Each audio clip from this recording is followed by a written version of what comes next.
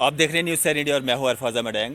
आज हमारे साथ यहाँ पे 10+2 कंट्रेक्चुअल लेक्चरर्स यहाँ पे प्रोटेस्ट कर रहे हैं और पिछले 3 साल तक लगातार इन्होंने प्रेस क्लब के अंदर एग्जीबिशन ग्राउंड में रात दिन यहाँ पे प्रोटेस्ट किए थे, लेकिन सुनने वाला कोई नहीं है। और सरकारें जो होती हैं लोगों की वेलफेयर के लिए होती हैं।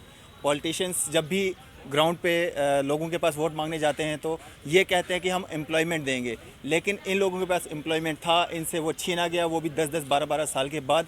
कहीं ना कहीं जो एडमिनिस्ट्रेशन थी, जो सरकारें थी, उन्होंने इन लोगों का जो है मिसयूज़ किया, इस्तेमाल किया और दूध में पड़ी हुई मक्खी की तरह इनको निकाल के बाहर कर दिया। तो ये आज भी अपनी जो इंसाफ मांगने के लिए यहाँ पे आए हैं, इनसे हम मिलते हैं और जानते हैं क्या मांगे हैं इनकी। सर, क्या नाम है आपका? मैं पंकज शर्मा। मैं सबसे पहले मीडिया का हाईली थैंकफुल हूँ कि टाइम टू टाइम आप लोग हमारी कवरेज करते रहते हो और हमारी आवाज़ को एडमिनिस्ट्रेशन तक जो है पहुँचाते रहते हो। और साथ में आज हमारे साथ जो है एम्प्लॉय जॉइंट एक्शन कमेटी के स्टेट प्रेसिडेंट श्री बाबू हुसैन मलिक जी हमारी सपोर्ट में आए हैं। मैं इनका भी तहे दिल से शुक्रिया अदा करना चाहता हूँ। और आपके माध्यम से मैं ये एक बार दोबारा बताना चाहता हूँ, क्योंकि हमारा इशू इतना हाईलाइटेड है, मैडम ने भी काफ़ी हाईलाइट किया है कोरोना टाइम में, और आपको भी पता है कि हम यहाँ पे स्ट्राइक पे बैठे थे। और मैं ये आपको बता दूं कि स्ट्राइक में बैठने का हमारा कारण क्या था। हम कोई ऐसे हवा में जो है स्ट्राइक में नहीं बैठे थे, क्योंकि गवर्नमेंट के ऑर्डर्स के द्वारा हमारी अपॉइंटमेंट्स जो है गवर्नमेंट डिपार्टमेंट्स में हुई थी, स्कूल एजुकेशन डिपार्टमेंट में, और जिसमें जो है रेगुलाइजेशन का प्रोविज़न था, लेकिन हमें जो है रेगुलाइज करने के बजाय उन्होंने डिसंगेज कर दिया, टर्मिनेट कर दिया हमारी सर्विसेज से।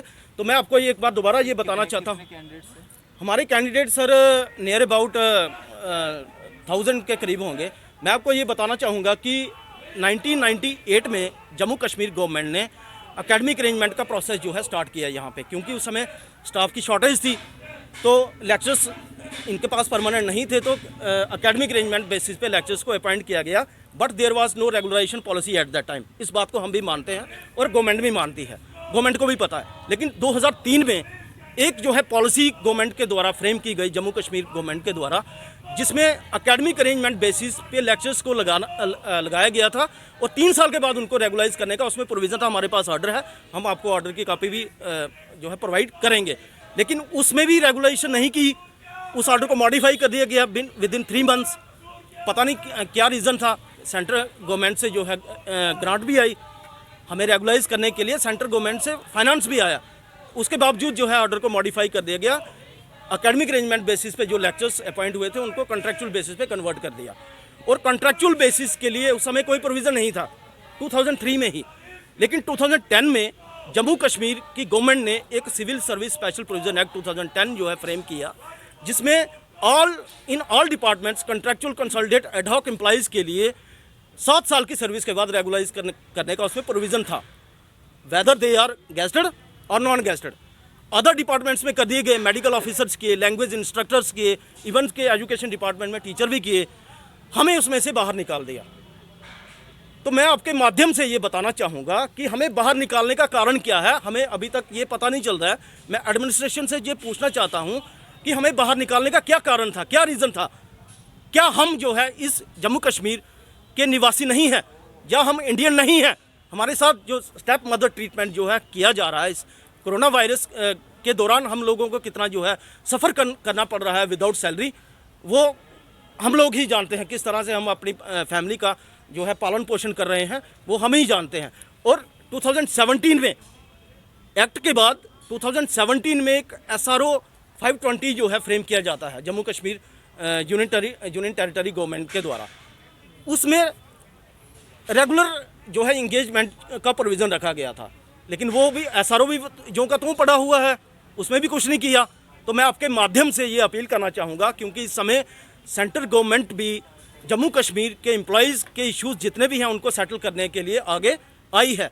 तो मैं आपके माध्यम से अपील करना चाहूँगा, जो सेंटर में डॉक्टर जितेंद्र सिंह जी हैं, PMO इन प्राइम मिनिस्टर्स ऑफिस, मैं उनसे ये अपील करना चाहूँगा, और जम्मू कश्मीर के जो लेफ्टिनेंट गवर्नर हैं श्री मनोज सिन्हा जी, उनसे भी ये अपील करना चाहूँगा कि हमारा इशू भी क्वाइट जेन्युइन है, हमें भी किसी एक SRO में डाल के हमें रेगुलाइज किया जाए, ताकि हम लोग भी अपनी ज़िंदगी जो है आराम से बसर कर सकें। क्योंकि हम लोग ओवर एज हो चुके हैं, हमारे पास कोई इस समय ऑप्शन नहीं है, क्योंकि हमने अगर डिपार्टमेंट में हमें जो है अपॉइंट किया गया था, किसी ऑर्डर्स के बेसिस पे हम लगे थे और इस आस के साथ हम लोग जो है सर्विस करते रहे कि एक दिन हमारी रेगुलेशन हो जाएगी।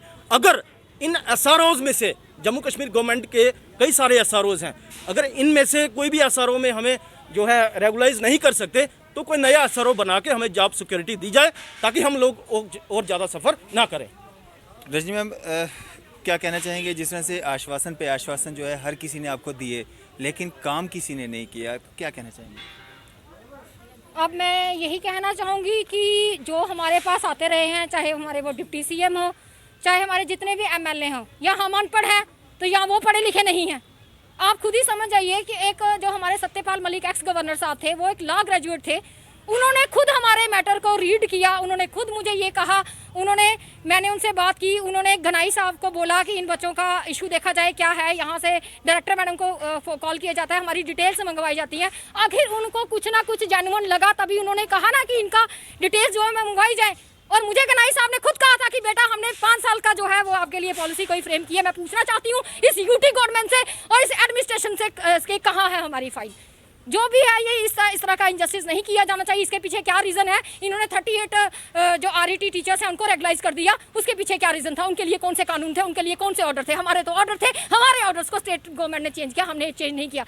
इन्होंने जिसको करना होता है उनके लिए कोई ऑर्डर नहीं वो देखे जाते, उनकी अपनी मर्जी होती है, वो जो चाहते हैं वो कर सकते हैं। इसलिए मैं ये नहीं कह सकती कि हमारा क्यों नहीं किया, क्यों इसलिए नहीं किया क्योंकि उनका इंटरेस्ट नहीं है करने का। तो मैं कहना चाहती हूँ कि इंटरेस्ट बनाइए इंटरेस्ट, क्योंकि हम लोग भी इसी यूटी के रहने वाले हैं, हम छोड़ने वाले नहीं हैं। अगर इंडिया जब गुलाम था ना सर, मैं कहना चाहूंगी तो कोई सारे इंडिया ने मिलकर फाइट नहीं की थी इस इंडिया को आज़ाद कराने के गुलामों के अंग्रेजों के टाइम। वो चंद लोग थे जिन्होंने इंडिया को आज़ाद कराया था। इसलिए हमारा जो मैटर है वो क्वाइट जेन्युइन है। इन लोगों के साथ इंजस्टिस हुआ, ये लोग ओवर एज हो चुके हैं, ये कहाँ जाएंगे? हम लोगों ने बड़े छोटे से अमाउंट में जो है फार फ्लंग एरियाज में जाके पढ़ाया है। हमारे क्वाइट जेन्युइन ऑर्डर्स हैं, जैसे सर ने कहा, हम छोड़ने वाले नहीं हैं। उसके लिए हमें फाइट करनी पड़ी तो हम करेंगे, जो भी हमसे बन पड़ा वो हम करेंगे, क्योंकि किसी ने भी ये नहीं कहा है कि आपका मैटर जो है वो जेन्युइन नहीं है। मेरी सभी कमिश्नर सेक्रेटरी से भी बात हुई है, मेरी जो एक्स गवर्नर साहब थे उनसे भी बात हुई थी, जितने भी एमएलए थे उनसे भी बात हुई, डिप्टी सीएम सर से भी बात हुई। अभी कविंदर गुप्ता जी ने पीछे एक फाइट में कहा था कि हाँ इन लोगों का जेन्युइन इशू था, हम करना चाहते थे लेकिन रह गया। तो मैं कहना चाहूंगी कि अगर रह गया है तो उसको पूरा कीजिए, वो आपका फर्ज है। आप सेंटर में हमारी बात पहुंचाइए, क्योंकि आप बीजेपी के नुमाइंदे, हमने आपको चुना था, तो आपका फर्ज बनता है कि आप लोग सेंटर में जाके हमारी बात कीजिए। मैं पीएमओ सर से भी रिक्वेस्ट करना चाहती हूँ कि आप जम्मू कश्मीर के बाशिंदे हैं और हम जम्मू कश्मीर के रहने वाले हैं, आपका फर्ज बनता है हमारी डिमांड्स को पूरा करना, क्योंकि हम लोग विदाउट ऑर्डर्स बात नहीं कर रहे सर। तब तो जम्मू कश्मीर की पूरी जनता आके मांगना शुरू हो जाओगी, हमें रेगुलाइज करो, हमें रेगुलाइज करो। हम ऐसे नहीं मांग रहे, हमारे पास ऑर्डर्स है इसलिए हम बोल रहे हैं। तब तो पूरी जम्मू कश्मीर की जितनी जनता है वो आके गवर्नमेंट से बोलना शुरू हो जाएगी, हमें रेगुलाइज करो। ऐसे कोई रेगुलाइजेशन नहीं मांगता, वो हमारे ऑर्डर्स पढ़िए, हम ऑर्डर्स पे बात कर रहे हैं और हम अपने लिए फाइट कर सकते हैं। क्योंकि अगर इंडिया को आज़ाद करा सकते हैं तो 10+2 का मामला कोई मोटा इशू नहीं है, ये बहुत बड़ा इशू है। हम इसको सॉल्व करवा के रहेंगे, क्योंकि हम लोग अगर लेडीज़ हैं ना, हम दुर्गा हैं, हम काली बनना जानती हैं जी। तो यहाँ पे हमारे साथ बाबूसर मलिक जी भी हैं, जो कि जॉइंट एक्शन कमेटी आर के प्रेसिडेंट हैं। इनसे भी हम बात करते हैं किस तरह का सपोर्ट रहेगा। सर, किस तरह का सपोर्ट रहेगा? पिछले 3 साल भी इन्होंने रात दिन जो है यहाँ पे स्ट्राइक की, सुनवाई कहीं नहीं हुई, सब ने आश्वासन दिए लेकिन ग्राउंड लेवल पे काम कुछ भी नहीं हुआ, कागजों में काम कुछ भी नहीं हुआ।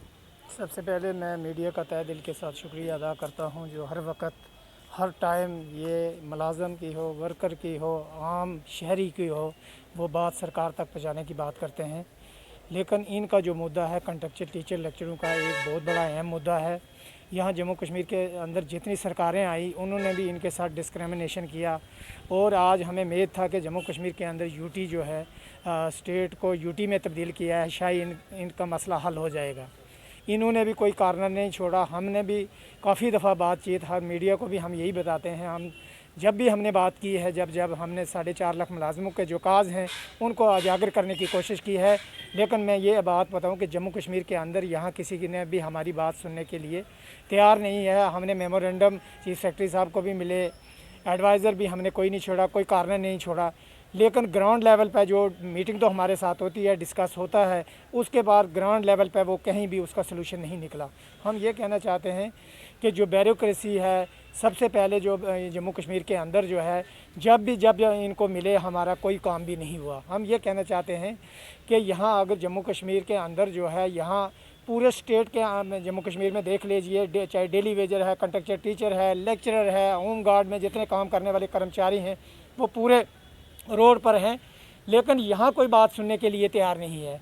हम ये कहना चाहते हैं, चाहे वो सेंट्रल की सरकार है, प्राइम मिनिस्टर साहब और होम मिनिस्टर साहब और जम्मू कश्मीर के यूटी के हेड मनोज सिन्हा साहब, और हम उनसे अपील करते हैं कि जम्मू कश्मीर के अंदर जितने कंट्रैक्चुअल टीचर और लेक्चरर हैं और या डेली वेजर हैं, 1 लाख से ज़ायद डेली वेजर हैं वो जो लगे हुए हैं, हम ये कहना चाहते हैं 2005-6 में सरकार ने एक जो किया था कि 61,000 डेली वेजर जो है वो इन्होंने इन्फॉर्मेशन की थी, और 2007 में भी लगा और 2015 तक वो लगाते गई सरकार।